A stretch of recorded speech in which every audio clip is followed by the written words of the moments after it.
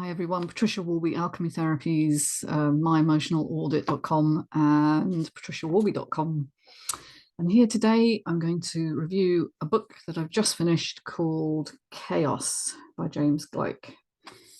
And I'm going to take a good look at that cover. Actually, that's a beautiful cover. And it's actually showing a fractal pattern called a Mandelbrot set. But it's very interesting because this book is actually quite old. I was quite surprised. It's 1998, this particular edition, but it was first published in 1988. So we're looking at 30 odd years, 30 something years, 35 years. Although I think the newer edition had some updates, but that cover, that typeface, you would never guess it was a book that old. It's very unusual in its design. That's the first thing I noticed. I would have said that was a book released in the last 2 or 3 years from its typeface alone. But no, it's a very important book. And I first came across this one mentioned by Jordan Peterson, who I follow, very interesting psychotherapist. He's a commentator. He does a lot of work on his podcast and producing just new ideas. So he's such a wonderful intellect. And he mentioned that this was a really important book. And because I follow him and I trust his judgment, I thought I'm going to look into that. It's called, the subtitle is The Amazing Science of the Unpredictable. And I thought, yeah, because I'm actually writing a book myself at the moment on patterns in nature and patterns in the human situation, whether it's from the very large or to the very small, cosmology that we're embedded in, right down to what we're composed of, atoms and subatomic particles. And I thought, well, we know that that systems like this form patterns, and maybe chaos is not what we think. It's not random. And indeed, this appears to be so. And it's a wonderful book in that it describes in a very personal way, the history of the development of chaos and complexity theory, because chaos is a sort of sub branch or study of complexity theory, which is a branch of mathematics. Now, you might wonder, what am I doing studying mathematics? Because that's not my field. I'm in health, but I am very interested in patterns in nature, and I'm very interested in how things occur, how consciousness is formed, these kinds of questions. And I do believe that mathematics is the language of the universe, and that's why I'm writing a book on it. Anyway, so the first thing that I loved about this book was that he sort of starts with the stories of the evolution of the scientific understanding through the stories of the individuals involved. So he's interviewed over 200 people for this book, and you can tell he's got their real voices. He's got anecdotes, the rivalries between different groups, all of which I know firsthand. I used to work in science. I remember that. Who's going to be first to put a paper out, what journals you publish in makes all the difference. How you're viewed by your colleagues and your competitors is such an important part of academia. But the ideas themselves he develops as the sort of subtext of the story around the people that discovered each stage as it was elucidated. So I suppose the first thing was that they studied in, I think it was the 1950s, they were looking at weather patterns because they wanted to be able to forecast better. And the question was, were they predictable? Could you predict weather patterns based on initial data? And everybody assumed that if you got the right initial data, you would get a predictable pattern at the end of it. But they found, in fact, the opposite was true. And you can really only predict accurately 2 or 3 days, or maybe up to a week now. I've seen on some apps they do a week quite accurately, but beyond that it's guesswork, because you've got an initial set of conditions, but you're not in an isolated universe, and you're subject to different information flows at different scales. That's the problem. So turbulence could be in effect, unusual temperatures could be in effect, storms developing and so on, all can affect the outcome given a set of initial conditions. And we call this sensitive dependence on initial conditions. And I thought, that is such an analogy with human beings, because, you know, our initial conditions, how we're raised, determines to a large extent how our lives pan out. This was the basis of the adverse childhood experience study, which showed it was the biggest factor determining how much money you'd earn, whether you'd be successful in relationships, you know, your educational level of attainment, and of course your health. Your health is very determined by initial conditions, because how you're raised, how you set the clock ticking, as it were, determines how physiologically your nervous system adjusts to its environment. So it's a really good analogy. And so it seemed to me that I hoped he was going to get into that, and he does towards the end of the book. But he starts out with weather, because weather was the initial question. And they call it the butterfly effect, that a tiny change in one part of the globe can cause a massive effect miles and miles away. And it's like the beating of a butterfly's wings can create this kind of flow or turbulence further on in another atmospheric system. So the study of these effects is very much an interdisciplinary affair. And it's been largely successful because people have started to move across disciplines. So before this complexity theory came along, mathematicians didn't really talk to physicists. They had different language, different journals, different fields of endeavor, and very rarely communicated, which is a shame, because maths and physics have a lot to say to each other. And what's really interesting to me is that most of the jumps or leaps in knowledge tend to occur across disciplines. I used to work in multidisciplinary research at a university, and that was why I was attracted to it, is because you get dialogue between disciplines, which is what creates the evolutionary leap, if you like, needed to jump ahead of what's accepted as the norm within your field. You see, unfortunately, most scientific research studies things that people already know and just finds out more and more detail about that thing that is already agreed to happen. There's very few examples of scientific research that changes the entire paradigm. And in fact, the adverse childhood experience study that I mentioned a minute ago was one of those studies, because no one had ever studied before what happened. To ask the question, what had happened to you in childhood might determine your adult life experience. So these big leaps in knowledge are really vital for moving beyond the accepted theory, whatever that is.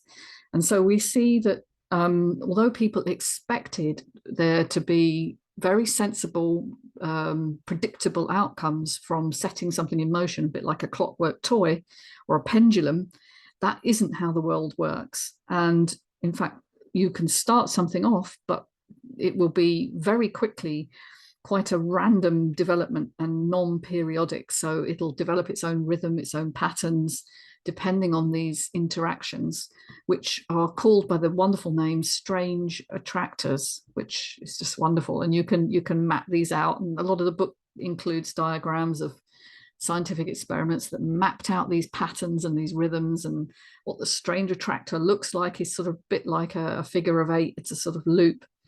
Don't ask me what it is. It's a mathematical concept. I'm not very good on the deep maths. I had to skip past a lot of that.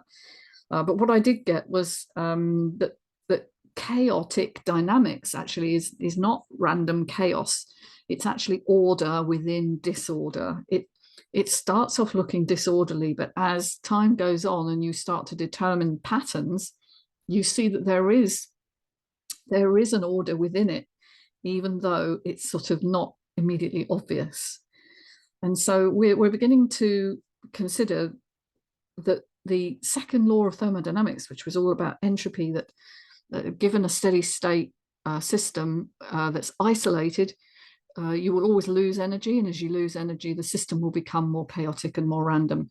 That's the second law. And the loss of kind of structure and energy is called entropy. And that was assumed to be true for natural systems as well as a sort of black box environment.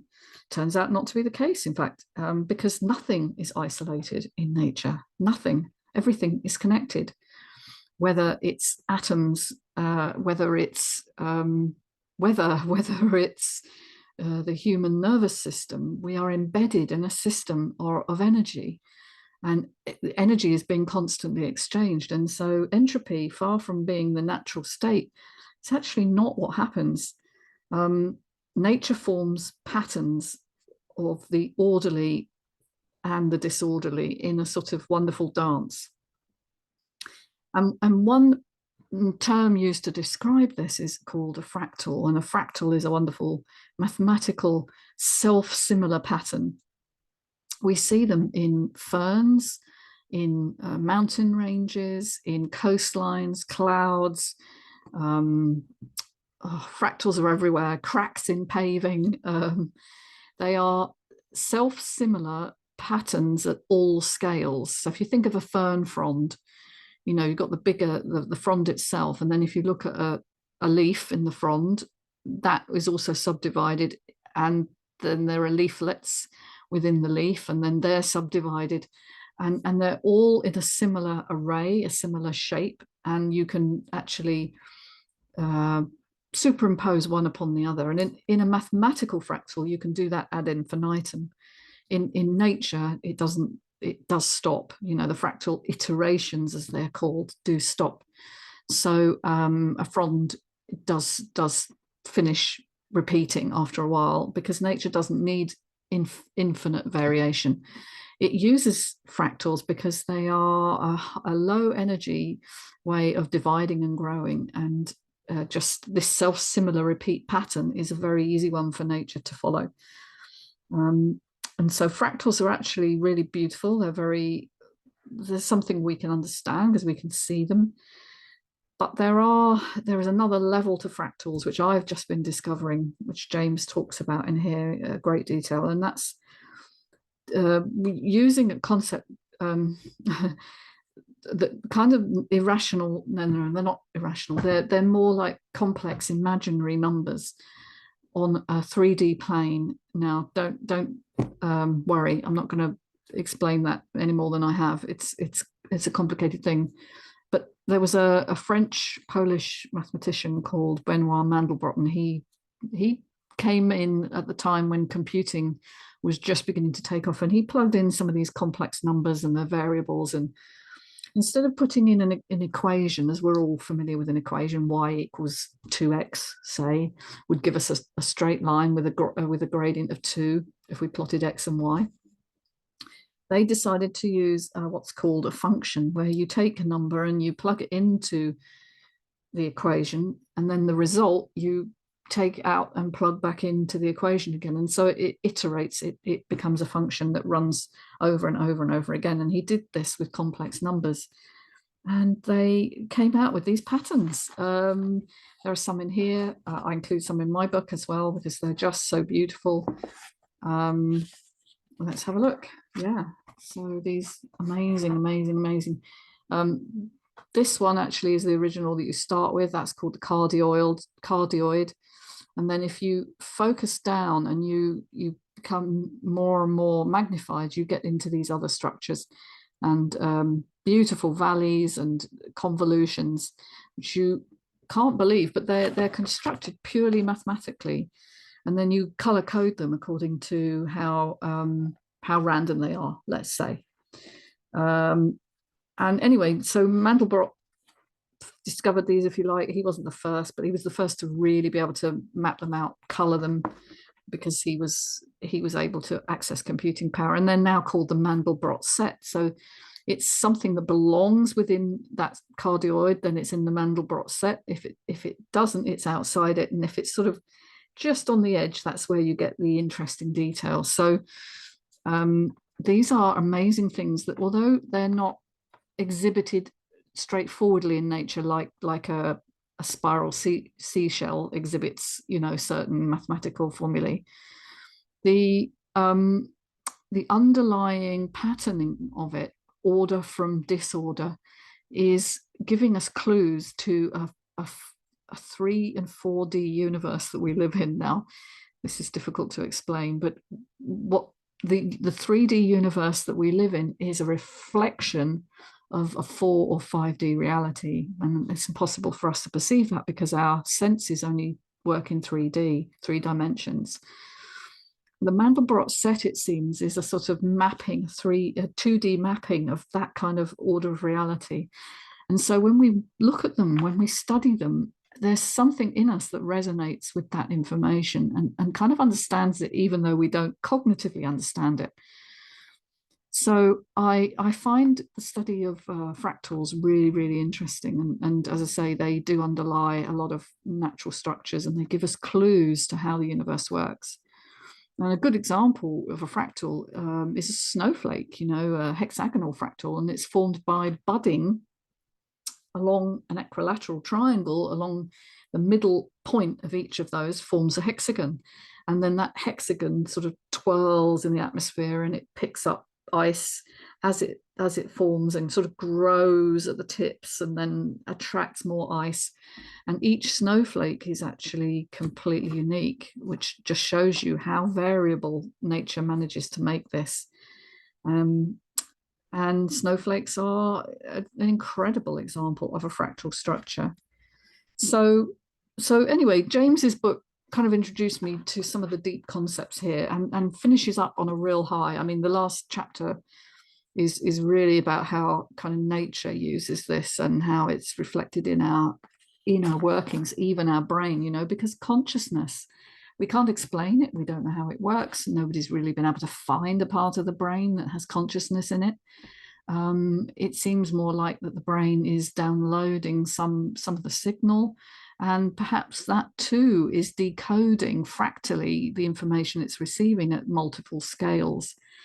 So the idea, the concept that the brain uses fractal iterations, I thought that was magic. That really made me think, what happens in states where the brain doesn't work so well, or in disease states, or in autism, for instance, where the decoding maybe gets messed up in some way, that the brain can't discern between different frequencies. And so, we know in autism that a lot of people who have that particular neurodivergence have amazing abilities to focus in on detail, but their discernment to blank out the things that are not so important is not very well developed.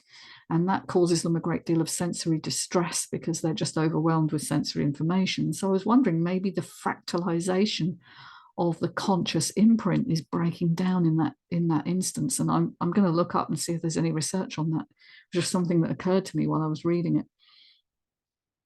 All right, so many things in nature are fractal, self-similar and growing. Disease spread, for instance, is a very big area of discussion at the moment, of course, after COVID. Population growth has this sort of fractal, 1 year will be great, huge population rise, next year it will sort of go down, and there'll be this sort of rhythm to it. And someone here said, evolution is chaos with feedback. I can't remember who quoted that, but I wrote it down. Evolution is chaos with feedback. Chaos, if you think of it as order within disorder, this kind of disequilibrium random state that yet manages to produce patterns, has within it a feedback system. And I go into that in a lot of detail in my book because it's a really important function of using certain growth patterns that have spare capacity set within them in the numbers. And the spares, if you like, act as this iterative feedback loop. So it learns about itself. In other words, evolution, our development, the way the universe is unfolding, is a self-learning system. How about that? And so if I were to summarize really what chaos sort of science is, it's a non-linear, random self-learning growth. And it exists throughout the universe, from the very small to the very large. And I guess what it tells us is that far from being a purposeless expansion, as we've been told. The universe just expands, and from the Big Bang until the point at which it doesn't anymore. We see that life and consciousness are full of this self-learning ability, and we, it turns out, as humans, have access to that information because we're right slap bang in the middle of the scale of the very small and the very, very large when you look at it in a logarithmic way. So I love this book. I found it really difficult in places. Obviously, when they're getting into the deep mathematics in the middle, I really struggled. But the first few chapters, the chapter on Mandelbrot and how he developed his patterns, and the Julia sets as another mathematical set, very similar, were very interesting to me. And I think the ending is an absolute tour de force. And I would highly recommend this book for anybody who's interested in. You have to be a little bit interested in maths. You do. It's not for the non-mathematically inclined, but also, it's a very compelling story of science and how science evolves. And considering it's nearly 30 years old, it's an absolutely amazing book, and still very, very relevant, I think, to what we're learning today.